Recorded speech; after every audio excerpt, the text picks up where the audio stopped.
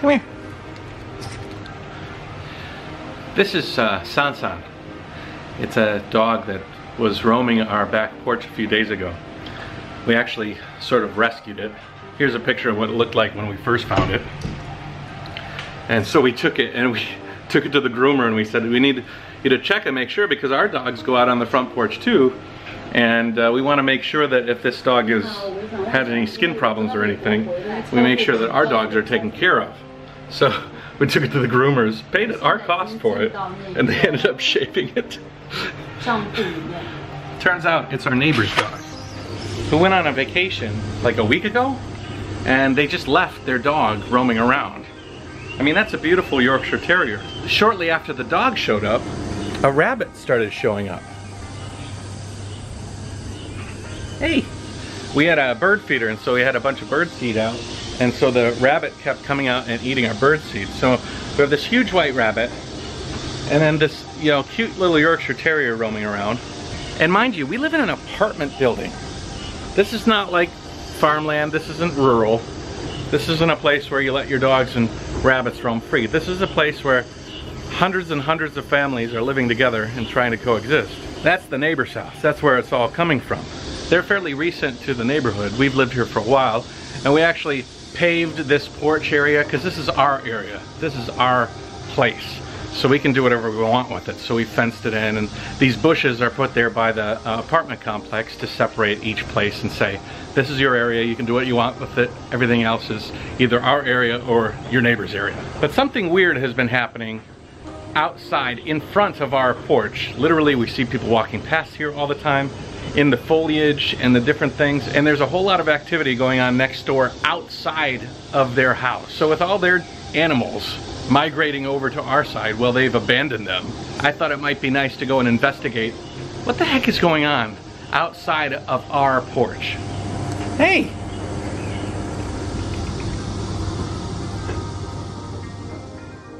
Now the area outside of our front porch is actually landscaped, sort of off-limits area that's owned by the apartment complex. This is the cut through that they've used to build their weird backyard. This is our bedroom, and this is our porch. And there used to be high grass here. Just people would come in and take care of it, but it's just pretty bushes. This is the parking structure where cars go down. And then this has been what they opened up. They opened this whole area up. This was sort of a starting point. This was a beautiful tree, along with that tree right there, that went up way high. And with the way that the sun crosses over, it used to shade our back porch.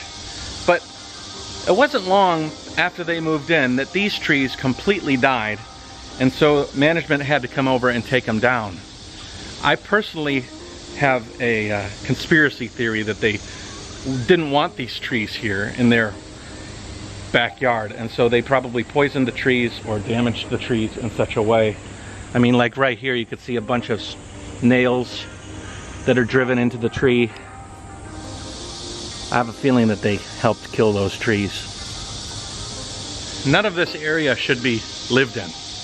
And as a matter of fact, the area in front of our porch is something that we pride ourselves on having privacy from. You can see he's kind of using it as his own sort of area to store his farm equipment. Nice rabbit. I have nothing against the rabbit or the dog.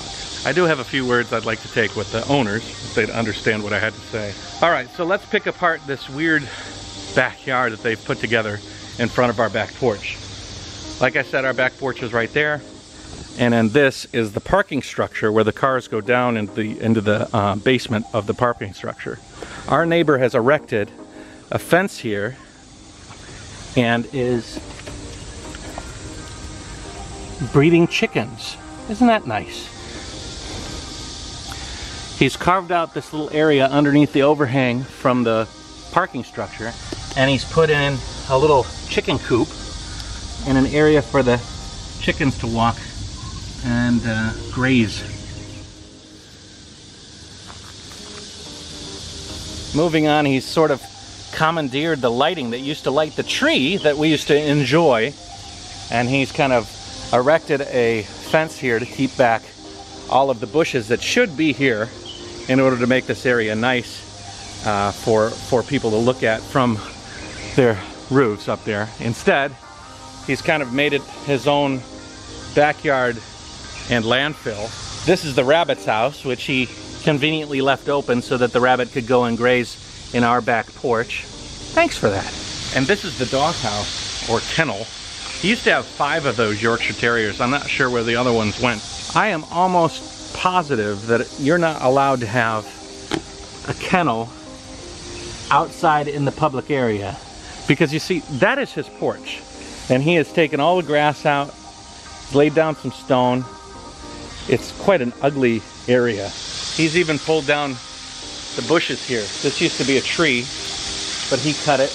This used to be a tree, but he cut it.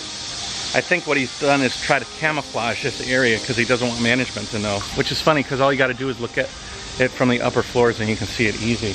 I don't know what he's doing here, but I know that he tore apart his rear porch and he just threw the glass out here.